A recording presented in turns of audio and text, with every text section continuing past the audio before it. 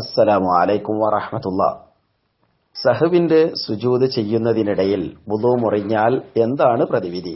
മൻ ഇൻതഖള വുളുഉഹു അസ്നാഅ സുജൂദി സഹവ് ففيه تفصيل إن كان سجوده قبل السلام بطلت صلاته لأن التسليم من الصلاة ركن وقد انتقل وضوءه قبل الاتيان بهذا الركن وإن كان قد سلم من صلاته وبقي عليه سجود الصح فأحدث فيه أو أحدث قبل أن يأتي به صحت صلاته ولا شيء عليه لأن السجود جابر للصلاة فلا تبطل بفواته.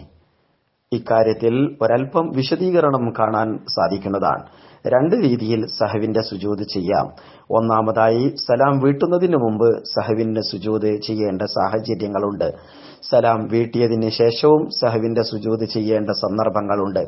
സലാം വീട്ടുന്നതിന് മുമ്പുള്ള സഹവിന്റെ സുജൂദിലാണ് വുളു മുറിഞ്ഞു പോകുന്നതെങ്കിൽ നിസ്കാരം ബാത്തിലാകുന്നതാണ്. കാരണം സലാം വീട്ടുക എന്നുള്ളത് നിസ്കാരത്തിലെ ഒരു റുക്നാണ്.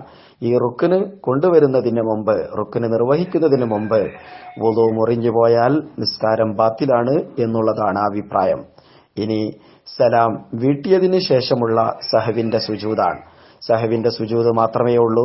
നിസ്കാരത്തിൽ നിന്ന് സലാം വീട്ടി, ഈ സന്ദർഭത്തിൽ വുളു മുറിഞ്ഞുപോയി. ഒന്നുകിൽ സഹവിന്റെ സുജൂദ് ചെയ്യുന്നതിന് മുമ്പ് സലാം വീട്ടിയതിന് ശേഷം, അല്ലെങ്കിൽ സലാം വീട്ടിയതിന് ശേഷം സഹവിന്റെ സുജൂദ് ചെയ്യുന്നതിനിടയിലാണ് വുളു പോയത്. അങ്ങനെയെങ്കിൽ നിസ്കാരം സ്വീകാര്യമാണ്. വീണ്ടും യാതൊന്നും തന്നെ മടക്കി കൊണ്ടുവരേണ്ടതില്ല എന്നുകൂടി മനസ്സിലാക്കാം.